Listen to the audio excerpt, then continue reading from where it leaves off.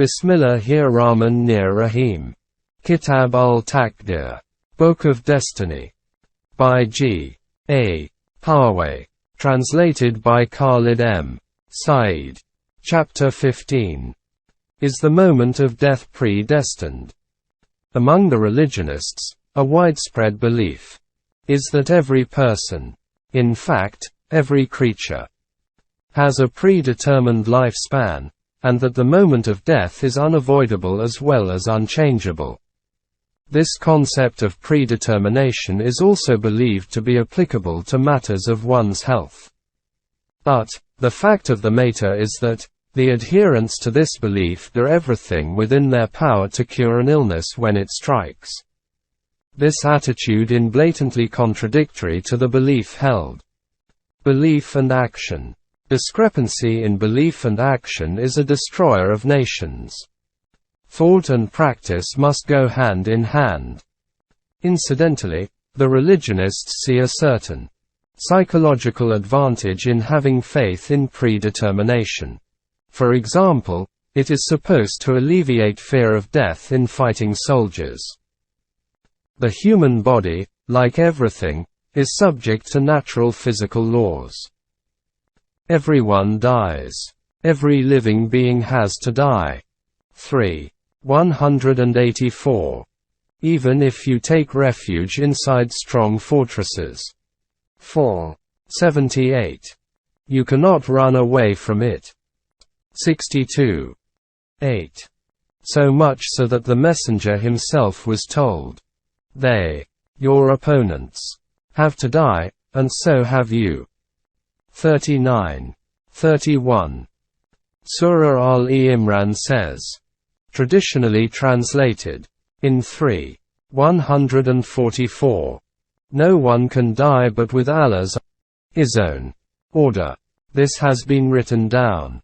Quote, "Death through Allah's own." Please consider carefully the terms own, kitab, and ajal used in this verse. Refer to chapter 6 where the Quranic sense of these terms is given. Own. Divine law, ajal. Period or end of a period. Kitab. Code of law. Thus, the above verse 144 means that life and death occur according to divine, natural law. The time period spanning a man's birth and death, ajal, is his age, which is determined according to the divine law. Every period is a law. 38. The end of such a period, death, cannot be shifted forward or backward. 11.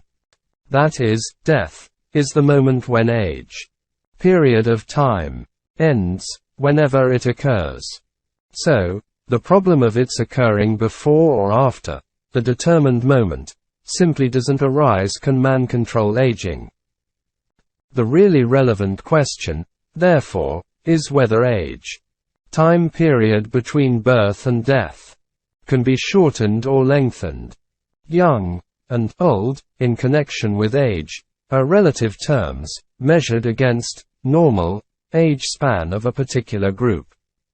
It is a known scientific fact that the normal life expectancy in any given group can be controlled through hygiene, eating habits, prevention and treatment of disease, and the standard of living, etc. It applies to groups as well as individuals. This fact is referred to by the Quran as, age is not prolonged or shortened for anyone except according to law. 11. It is obvious that the precise period of time, age, is not predetermined. Rules of death.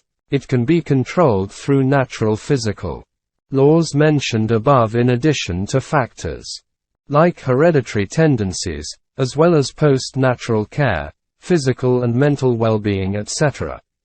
These very rules, values, determine one's, and a group's, age. We have established laws of death for you all. 56. 60. It is man's choice to violate, or abide by, those rules. And don't put yourselves to death with your own hands. 2. 195. Furthermore, the principle in point is amply shown by the punishments, and the difference thereof. For deliberate and accidental killing of a human being, cold-blooded murder is punishable by a sentence, while accidental killing may be dealt with blood money. 4. 92-93. Surah Ma'idah. Whoever kills someone without due cause, cold-blooded murder, or spreads anarchy, treason, mutiny, rebellion etc., really kills the entire mankind. And whoever gives life to one person really gives it to the entire human race. 5. 32. How can a life be saved if it is predestined to end at a particular moment in time? This is why battling soldiers are instructed to take precautionary measures for their safety. 4. 71. In times of danger, the prayer congregation will be held in groups taking turns in guarding their fellow soldiers. 4. 102.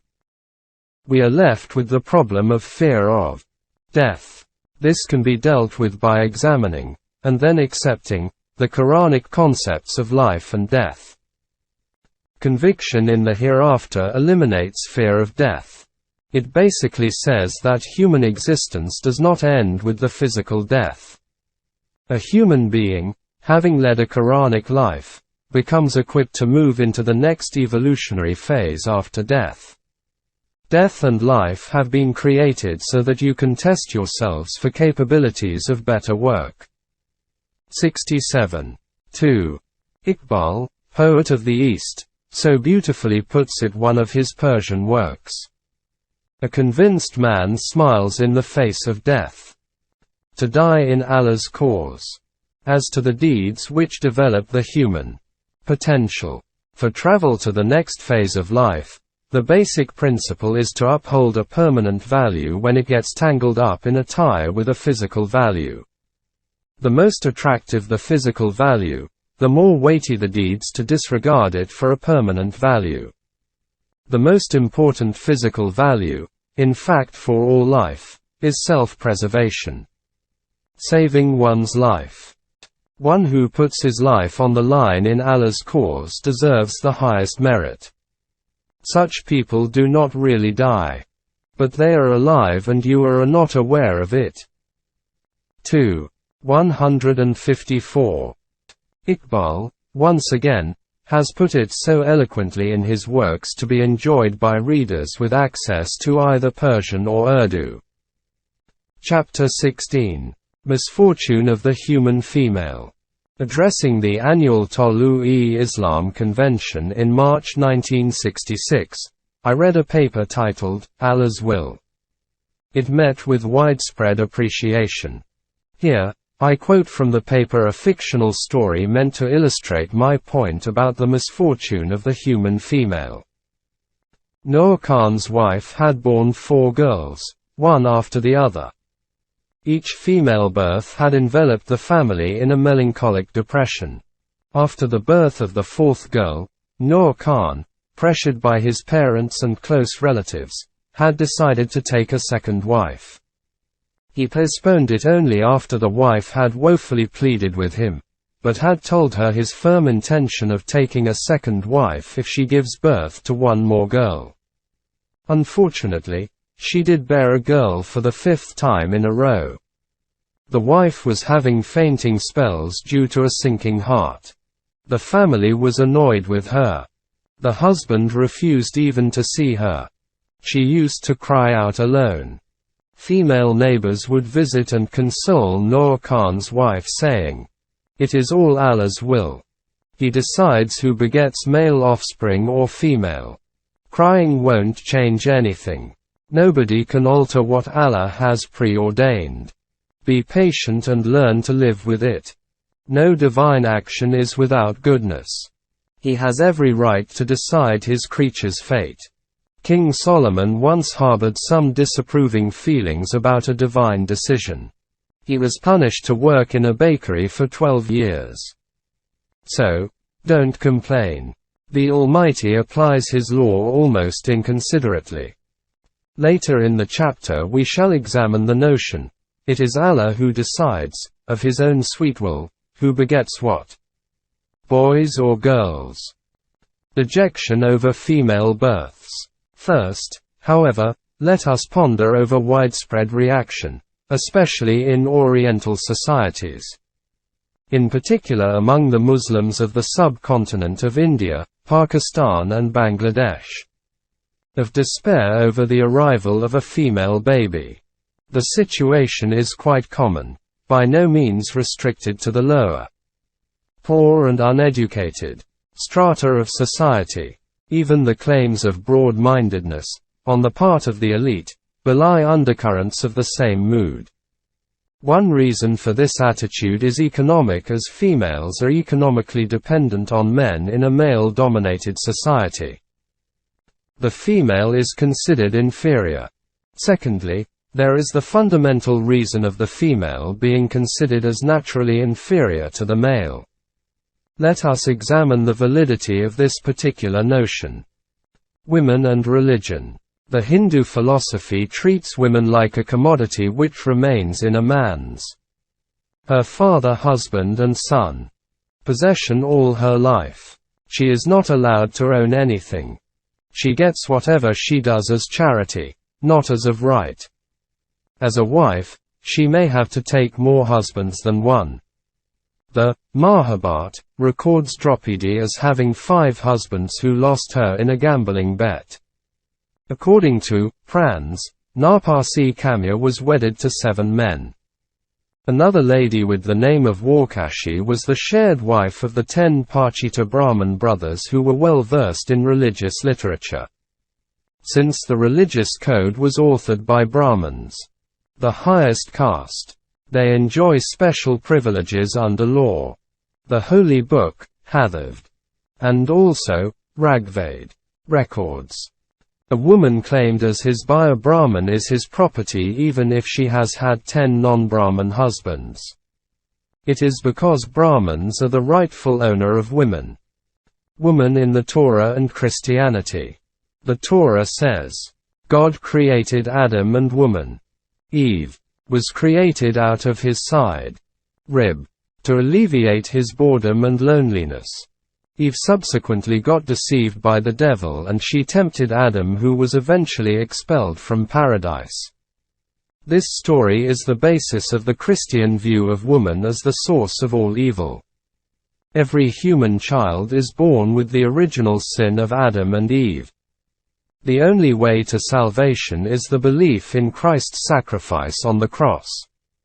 The female, being the source of evil, is detestable enough not to be touched.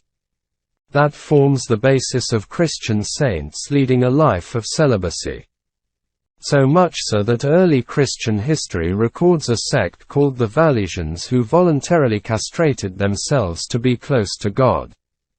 The Christian belief that the female cannot enter paradise presented the problem of Mary. It was resolved by saying that all females shall be transformed into males in the hereafter. St. Paul preached that the male begot the female rather than the other way round. Since the female was created for the male's sake, she must stay inferior to him in status. Philosophers, thinkers of the human race have not treated women any better. Aristotle, the original thinker, preached that women were inferior to men in every aspect. He believed women had 28 teeth against men's 32. He said, "Suffice to say that woman reflects a flaw in nature's plan." Pluto used to say, "A good woman is an impossibility.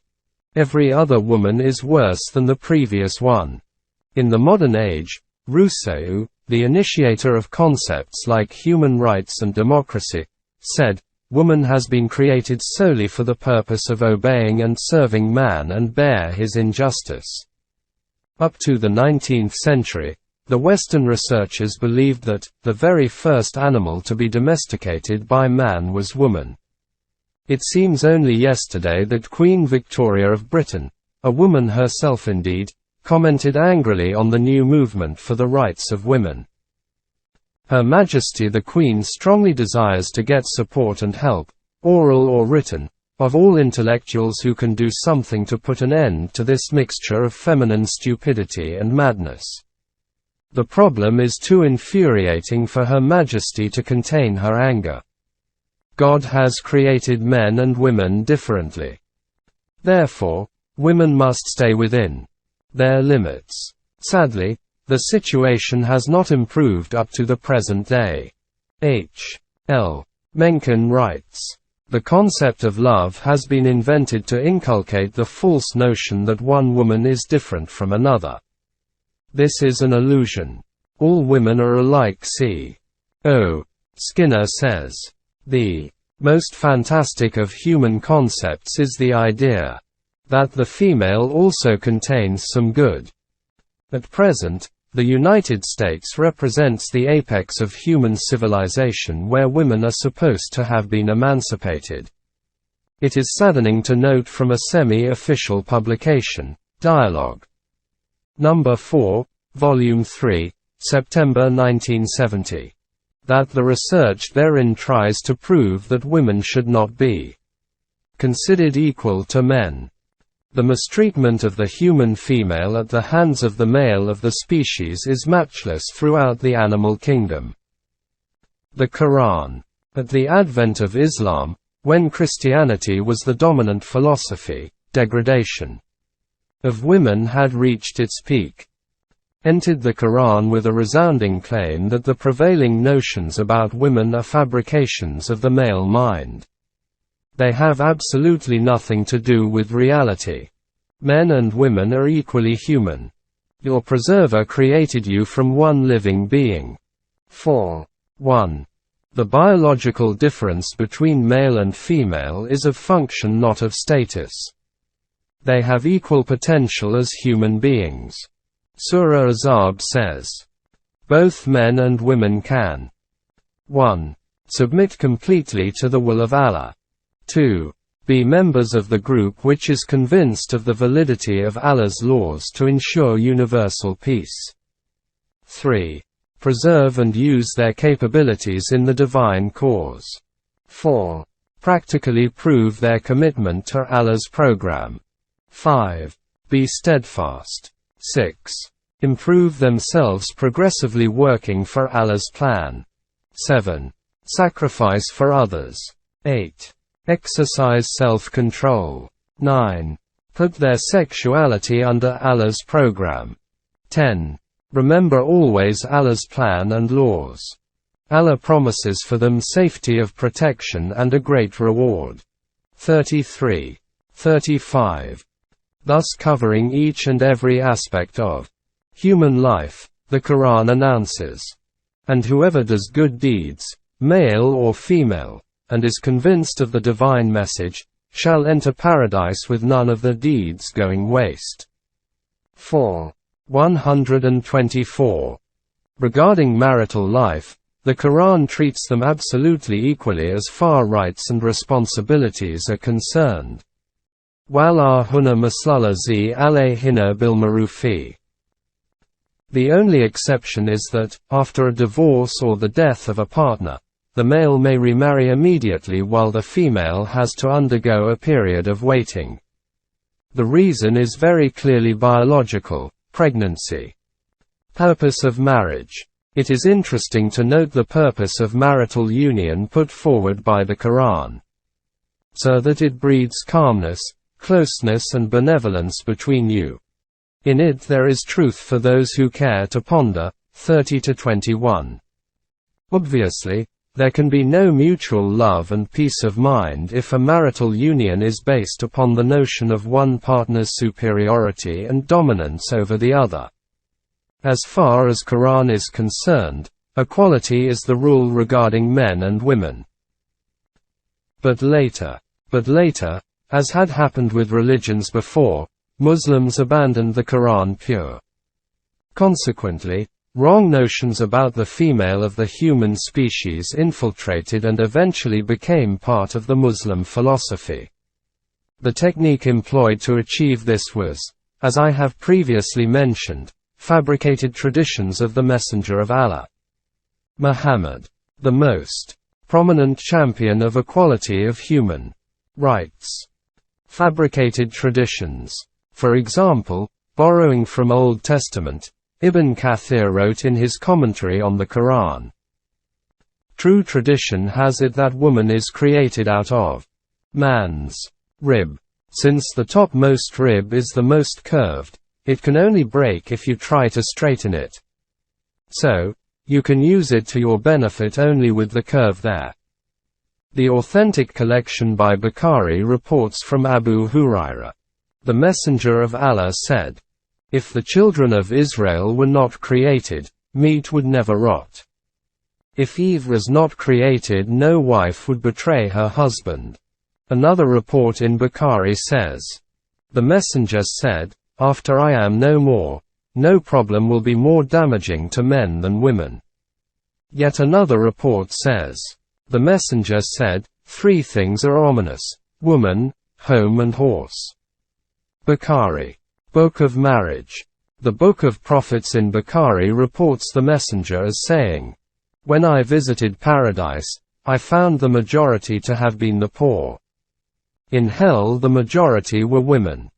Such fabricated tradition are also to be found aplenty as far as marital life is concerned.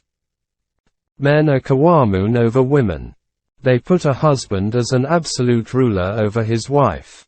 Such fabrication was supported by certain Quranic verses, suitably interpreted, of course. A well-known example is the famous verse from Surah Al-Nisa 4:34, which is traditionally translated as, "Men are controllers of women." The Arabic term, qawamun, really means those who provide a sustainable and suitable environment. The verse in question should, therefore, be interpreted as women have to spend a considerable amount of their time and energy in bearing and rearing children, men should take on the responsibility of providing the necessities of life. It is simply division of labor. It may be interesting to see the background which is traditionally reported for this particular verse. Under the common practice of recording the background of revelation, it has been reported that a woman complained to the messenger that her husband had slapped her. The messenger had barely finished delivering his ruling of retribution when this verse was revealed, forcing him to cancel his decision.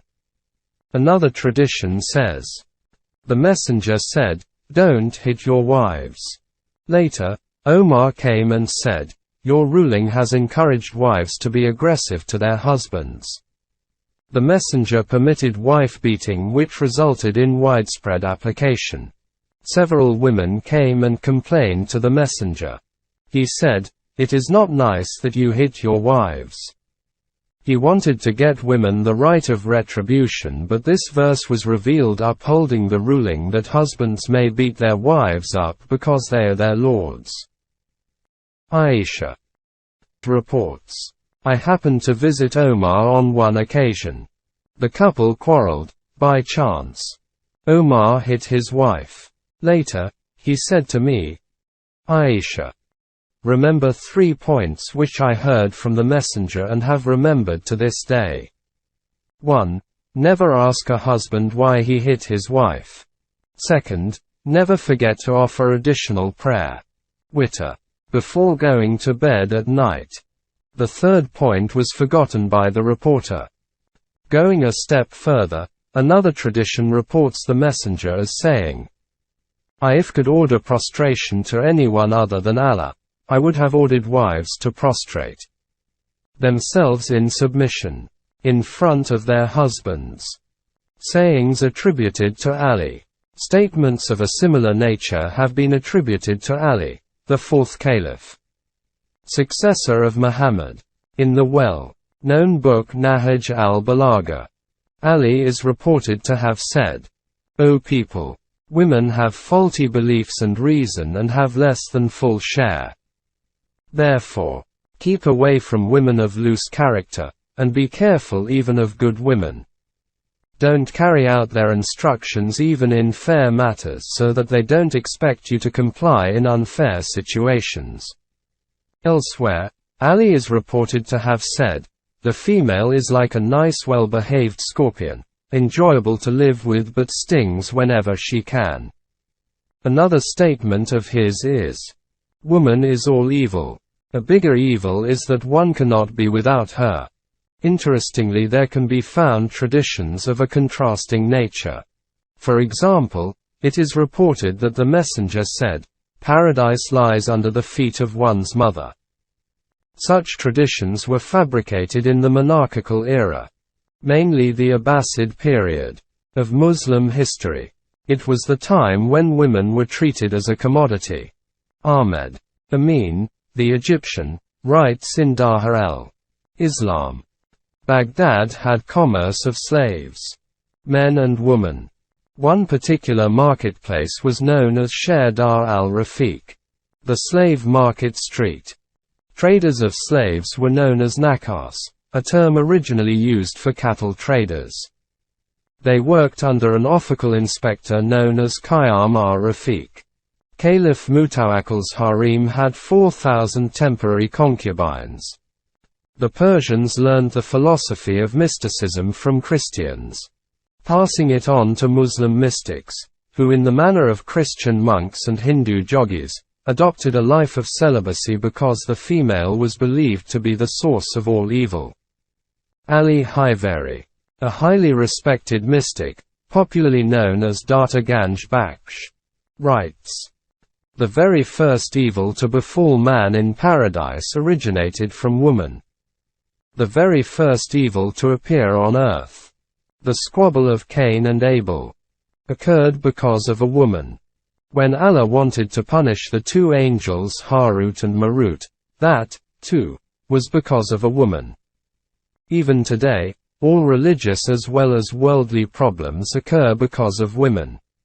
It is no wonder, therefore, that the arrival of a baby girl is not exactly exhilarating for the family, and she herself is plagued by a permanent inferiority complex. Civilized societies of today. It is tragic that, despite our claims of being advanced in education and civilization, the despicable situation of maltreatment of the female continues. The age-old tradition of dowry in many Oriental societies is a case in point. Furthermore, according to the prevalent, the so-called Sharia laws, the husband retains the right of divorcing the wife quite easily at any time he deems convenient for himself. Contrarily, the wife has to go through an excruciatingly humiliating legal process which they often consider to be more painful than their unsuccessful married life. Even when a woman succeeds in getting free from the shackles of such a marital contract, the simple basic question of existence for the rest of their lives stares her squarely and icily in the face. In addition to being financial, the question is also of protection of honor. In most societies even today, a man's patronage is considered essential for a woman's protection. Even when a woman does manage to live without male protection, she is under constant threat of ostracization if the evil elements of society spread rumors about her morals. Kidnappings and rapes are common occurrences. The Quran very eloquently referred to the ignorant Arab practice of burying alive their infant baby girls by asking, "What will your reply when that child will be asked on the day of judgment? Why were you killed?" 81:9. Today's girls may well ask that from Allah himself. I have had several young girls and women putting to me the unanswerable query, "Why did Allah made me a female? What did my brother do to deserve the better life form of a boy?" Trying to answer this query, the Hindu philosophy put the blame on one's previous sinful life. The Muslim theological answer is, It is entirely Allah's own unquestionable will to make a person male or female or bestow an honorific life or strip one of it. The Hindu philosophy does not blame Brahma, the supreme God, whereas the Muslim philosophy does. The Muslim God appears to be unjust and unfair. Erroneous examples from nature. The religionists attempt to support their stand with some examples from nature where animals are not allowed to question the choice of their sex or species, etc. But such examples should not be applied to the human situation. No animal is concerned with, or even conscious of, status, humiliation, respect, etc. Man is self-aware as well as sensitive. The Quran declares man, both men and women, to be respectable by birth. 1770. A just God simply could not create the two sexes with different status. He declares, "We are not unjust to our people." 50:29. In actuality, it is us humans who have created for ourselves unjust, unfair and unequal societies. In a Quranic society, the female will not feel, and will not be, inferior to the male. The biological difference between the sexes is for performing various complementary natural functions. This difference does not affect their human status at all. Status in a Quranic society shall be determined by the quality of one's performance. 46:19. Man or woman. 3:194. The natural biological difference should not be a source of jealousy, or even envy. 4:32–35. The Quran aims to put a permanent end to partisan human societies, patriarchy or matriarchy, and create a society on the basis of absolute equality of opportunities, rights, responsibilities and merit of performance. Male and female offspring. Verses 49 and 50 of Surah 42 in this regard uses the phrase, "Mani asha'au," and the term, "Qadir." If "Mani asha'au" is to be interpreted in the traditional mode to mean, to whom he wants, it should be in agreement with the view of an absolutely equal status of the sexes. Taking the Quranic position of equality of sexes, the phrase means, according to his plan. Marshiyatun, i.e., natural laws of conception, fertility, pregnancy and so on. Infertility, for example, is mentioned in the case of Messenger Zachariah's wife who got treated and was cured before she gave birth to a boy. John 21:90. Treatment of sterility is fairly common in today's medically advanced world. Extensive medical research is being done in the era of fetal sex. Surah Al-Imran says, "He is the one who gives you shape in wombs according to his plan." 3.5. Scientists now know how the sex of a baby is determined by nature. Next, they are trying to discover ways of controlling the process in a way which enables us to choose the sex of a fetus. This ability of man to discover nature and use it to his advantage was referred to by the Quran in 2:31. That is what is meant by angels bowing to man. 2:34. i.e., man can harness the forces of nature because it is so permanent. 30-30. Thus, man is gradually becoming the master of his own destiny. Tolui Islam Trust, 25B, Gulberg 2, Lahore, Pakistan. toluiislam@gmail.com